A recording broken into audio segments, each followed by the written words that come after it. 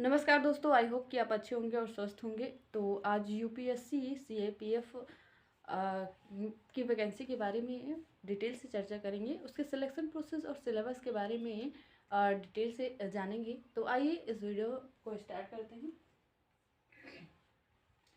जैसे कि यहाँ पे UP assistant commandant CAPF online form 2025 UPSC union public service commission होता है, लोक सेवा आयोग से हिंदी में कहते हैं। असिस्टेंट मतलब सहायक। कमांडेंट सीएपीएफ का मतलब होता है सेंट्रल आर्म्ड पुलिस फोर्सेस। ये ऑनलाइन फॉर्म 2025 जैसे कि आ चुका है। इसकी डेट की बात करते हैं कि आवेदन कब से स्टार्ट है। तो स्टार्टिंग डेट की बात करते हैं तो 5 मार्च 2025 से जो है फॉर्म फिलअप करना स्टार्ट हो गया है। और फिर लास्ट डेट की बात करते हैं तो 25 मार्च 2025 तक इसकी लास्ट डेट है। फिर उसके बाद यहाँ पे करेक्शन डेट की बात करते हैं तो करेक्शन डेट जो है यहाँ पे 26 मार्च से लेकर के 1 अप्रैल तक यहाँ पे इसकी डेट रहने वाली है। फिर एग्जाम डेट की बात करते हैं तो एग्जाम यहाँ पे क्लियर कर दिया गया है।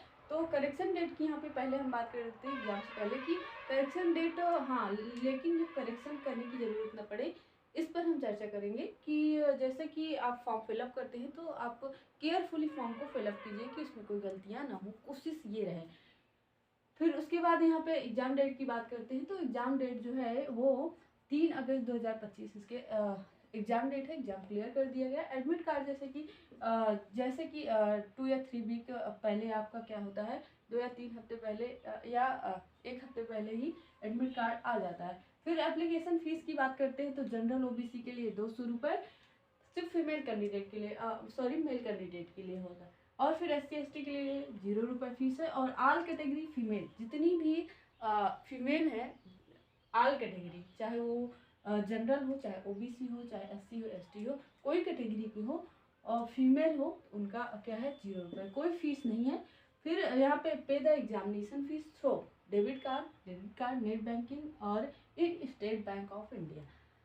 तो आप जो है किस किस माध्यम से फीस को पे कर सकते हो तो यहाँ पे दिखा है, लिखा है debit card, credit card, net banking और इन स्टेट बैंक से होना चाहिए। मतलब नेट बैंकिंग जो है वो स्टेट बैंक से होगा और इंडिया के। फिर यहाँ पे टोटल पोस्ट की बात करते हैं तो 357 टोटल पोस्ट है। टोटल पोस्ट की बात करते हैं तो टोटल क्या है 357 पोस्ट है। फिर यहाँ पे डिपार्टमेंट की बात करते हैं तो अलग अलग डिपार्टमेंट में यहाँ पे जो पोस्ट है, यहाँ पे सीएपीएफ की डिपार्टमेंट है तो अलग अलग डिपार्टमेंट में अलग अलग पोस्ट है। तो जैसे कि यहाँ पे बीएसएफ में कितनी पोस्ट है, 24 पोस्ट है। सीआरपीएफ में कितनी पोस्ट है, 204 पोस्ट है। सीआईएसएफ में 92 पोस्ट है। और आईटीबीपी में कितनी है, 4 पोस्ट है। और एसएसबी में 33 पोस्ट है। और जो यहाँ पे जो इसका फॉर्म है, सबसे पहले फॉर्म जो है ओटीआर के माध्यम से होता है। ओटीआर 1 टाइम रजिस्ट्रेशन होता है। सबसे पहले उसमें आपका नेम और डेट ऑफ बर्थ और आपके ईमेल आईडी और फ़ोन नंबर, मोबाइल नंबर, जो ईमेल आईडी और फ़ोन नंबर जो आपका एक्टिव हो उसी को ही लगाइएगा क्योंकि उसी से सूचनाएं आपको मिलती रहती हैं। फिर यहाँ पे एज की बात करते हैं तो एज जो आपका 1 अगस्त 2025 तक का आपका एज काउंट किया जाएगा। मिनिमम एज की बात करें तो 20 साल और मैक्सिमम एज की बात करें तो 25 साल। मिनिमम मतलब है न्यूनतम आयु और मैक्सिमम एज मतलब अधिकतम आयु। अधिकतम आयु जो है वो 25 साल है और न्यूनतम आयु जो है वो 20 साल है। फिर उसके बाद यहाँ पे डॉक्यूमेंट्स की बात करते हैं तो डॉक्यूमेंट्स जो है आपका यहाँ पे 10वीं पास का मार्कशीट है। उससे क्या होता है कि आपका जो नाम होता है, फादर नेम और mother's name, date of birth है, वो सारी चीज़ें यहाँ 10वीं की मार्कशीट से फिलअप होते हैं। फिर फ़ोटो होना चाहिए, पासपोर्ट साइज़, आधार, मोबाइल नंबर और यहाँ पे मार्टिकुलेशंस सर्टिफिकेट होना चाहिए। तो इन सब ये सारी चीज़ें आपके पास होना चाहिए। फिर उसके बाद यहाँ पे क्वालिफिकेशन की बात करते हैं तो क्वालिफिकेशन जो है यहाँ पे bachelor degree in any stream and any recognised university of India. Bharat के किसी भी यूनिवर्सिटी से आप बैचलर डिग्री आपके पास है तो आप फॉर्म को अप्लाई कर सकते हैं। और इसका रिटन एग्जाम होता है पेपर 1 और पेपर 2, फिर उसके बाद इंटरव्यू होता है और फिजिकल होता है। फिजिकल की जो क्वालिफिकेशन है उसके बारे में सबसे पहले बात कर लेते हैं। तो यहाँ पे जो मेल कैंडिडेट है उनकी हाइट की बात करते हैं। तो हाइट जो है 165 सेंटीमीटर मेल कैंडिडेट के लिए और फीमेल कैंडिडेट के लिए 157 सेंटीमीटर हाइट होनी चाहिए। फिर चेस्ट की बात करते हैं तो बिना फुलाए जो है वो 81 सेंटीमीटर है और फुला करके 86 सेंटीमीटर मेल कैंडिडेट के लिए। फीमेल कैंडिडेट के लिए यहाँ पे चेस्ट नहीं मांगा जाता है। फिर उसके बाद यहाँ पे 100 मीटर रेस की बात करें तो 16 सेकंड में मेल कैंडिडेट के लिए और 18 सेकंड फीमेल कैंडिडेट के लिए। फिर 800 मीटर रेस होगी तो उसके बाद यहाँ पे 3 मिनट 45 सेकेंड मेल कैंडिडेट को मिलता है और यहाँ पे मेल कैंडिडेट, और 4 मिनट 45 सेकेंड जो है वो फीमेल कैंडिडेट को मिलता है।